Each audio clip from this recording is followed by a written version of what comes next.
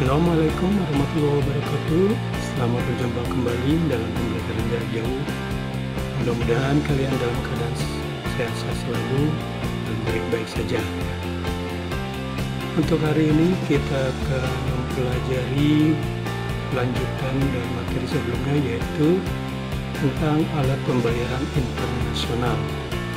Sebelum kita memulai pelajaran hari ini, mari kita berdoa sesuai dengan agama masing-masing. Berdoa dimulai. Selesai. Baiklah, kita akan mempelajari alat pembayaran internasional. Selamat mengikuti. Tahukah kamu bagaimana cara melakukan pembayaran dalam perdagangan internasional?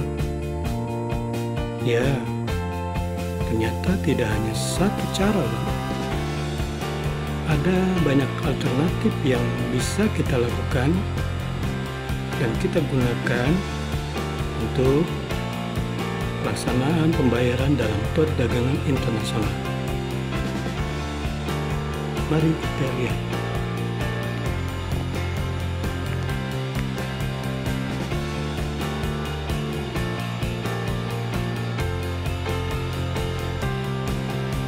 Dalam kegiatan perdagangan internasional, sudah pasti akan melibatkan kegiatan ekspor dan impor. Mengingat bahwa setiap negara memiliki jenis mata uang yang berbeda-beda, maka diperlukan alat pembayaran internasional. Alat pembayaran internasional dimaksud, yang pertama, devisa. Devisa adalah sejumlah mata uang asing yang digunakan dalam pembayaran atau pembiayaan pada transaksi internasional.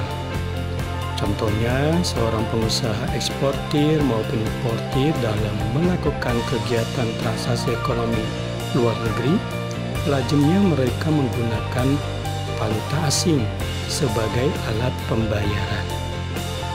Valuta asing yang digunakan sebagai alat pembayaran inilah yang sering kita sebut dengan istilah devisa.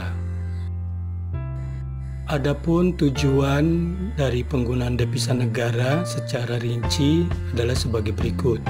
Yang pertama, untuk membayar barang-barang modal. Yang kedua, sebagai alat untuk membiayai perjalanan dinas para pejabat pemerintah ke luar negeri. Yang ketiga, sebagai alat untuk membayar cicilan utang luar negeri. Yang keempat, sebagai alat untuk mendonasikan sumbangan kepada negara lain yang membutuhkan dana. Contohnya, seperti negara-negara yang kena bencana, ini bisa digunakan cadangan devisa kita. Dan yang kelima, umumnya digunakan untuk mendanai program pembangunan nasional.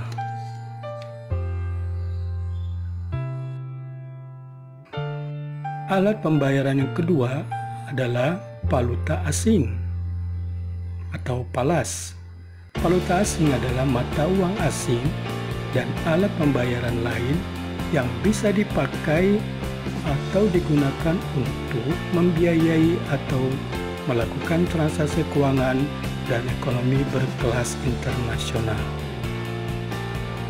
Jumlah valuta asing atau mata uang asing yang dimiliki pemerintah dan swasta pada suatu negara itu disebut sebagai cadangan devisa.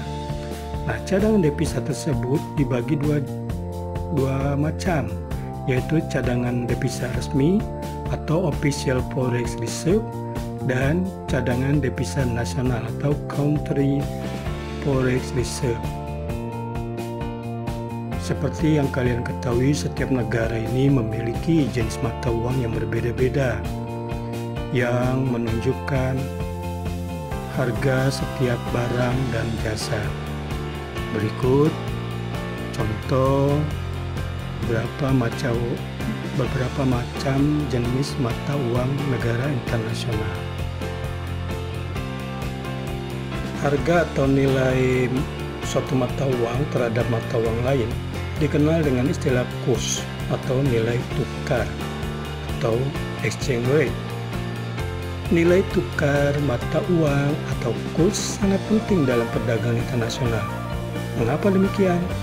Hal ini tentu saja karena kurs memungkinkan untuk membandingkan harga seluruh barang dan jasa yang dihasilkan oleh berbagai negara.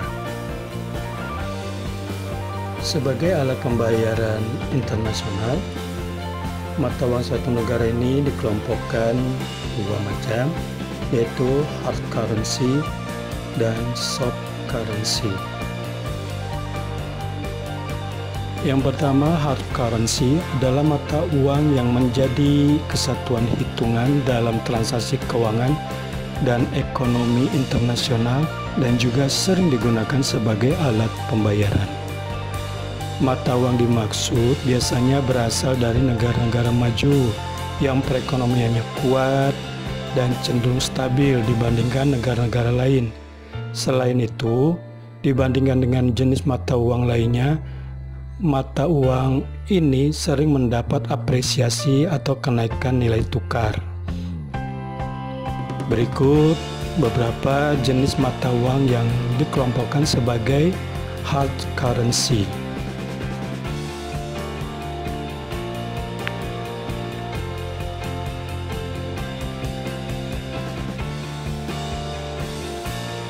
Di sisi lain, ada juga mata uang yang jarang digunakan sebagai kesatuan hitung dan alat pembayaran karena nilainya yang rendah atau tidak stabil dan bahkan sering mengalami penurunan. Mata uang jenis ini sering disebut dengan istilah soft currency.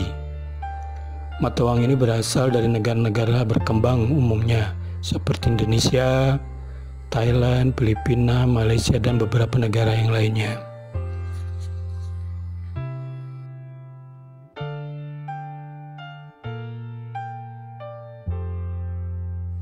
Beberapa cara pembayaran internasional yang umum digunakan untuk memenuhi segala kewajiban dalam transaksi keuangan dan ekonomi internasional adalah sebagai berikut. Yang pertama, pembayaran di muka. Yang kedua, pembayaran kemudian. Yang ketiga, konsinyasi. Yang keempat, pembayaran dengan wesel. Yang kelima, pembayaran dengan surat kredit. Yang keenam, pembayaran dengan emas. Dan yang ketujuh, pembayaran dengan kompensasi pribadi.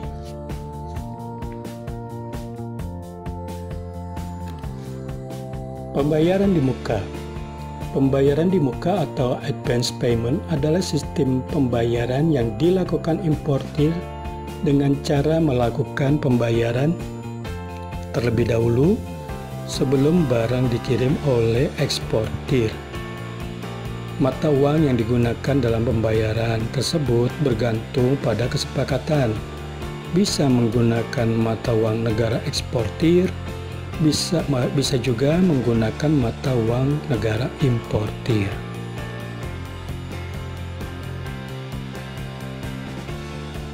Pembayaran kemudian atau open account adalah sistem pembayaran yang dilakukan setelah importir menerima barang dari eksportir. Sistem pembayaran dilakukan apabila terdapat kepercayaan antara eksportir dan importir. Ada kepastian barang dan dokumen kelengkapan barang yang akan diterima importir, serta ada kepastian hukum tentang transaksi dan transfer pembayaran. Cara pembayaran yang ketiga yaitu dengan konsinyasi. Konsinyasi adalah suatu cara pengiriman barang-barang ekspor yang bersifat titipan untuk dipasarkan oleh eksportir dengan kesepakatan harga tertentu.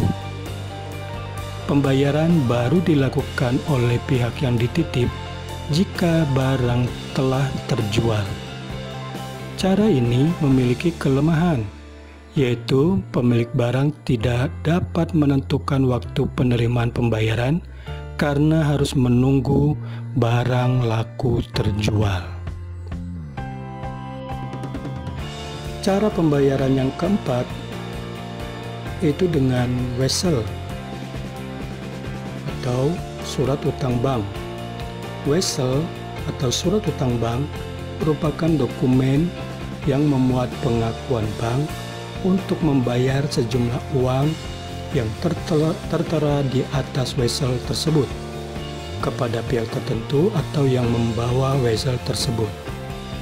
Dengan demikian, pihak importir harus membayar barang yang dibelinya dengan cara menyetorkan sejumlah uang kepada bank yang ditunjuk eksportir untuk mengeluarkan wesel.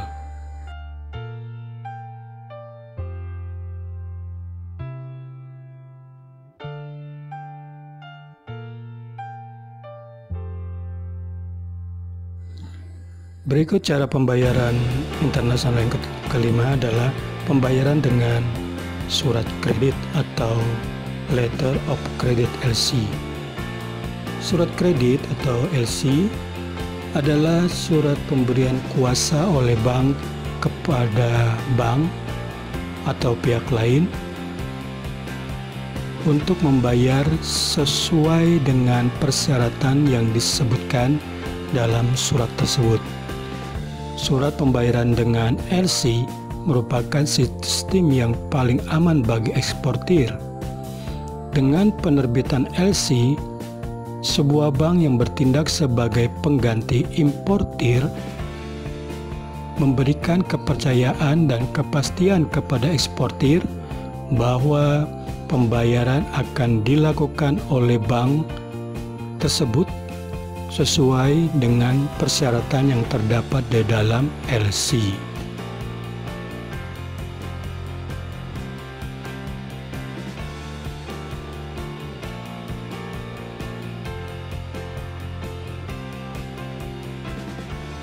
Cara pembayaran yang keenam, pembayaran dengan emas. Pembayaran dengan emas ini dilakukan oleh importir dengan mengirimkan sejumlah emas yang setara dengan nilai barang yang dibelinya kepada eksportir. Pembayaran dengan menggunakan emas ini harus mendapat izin dari pemerintah. Dan cara pembayaran yang ketujuh atau yang terakhir adalah pembayaran dengan kompensasi pribadi. Kompensasi pribadi di sini maksudnya adalah cara pembayaran dengan mengalihkan penyelesaian utang piutang pada seorang penduduk dalam suatu negara tempat penduduk tersebut tinggal.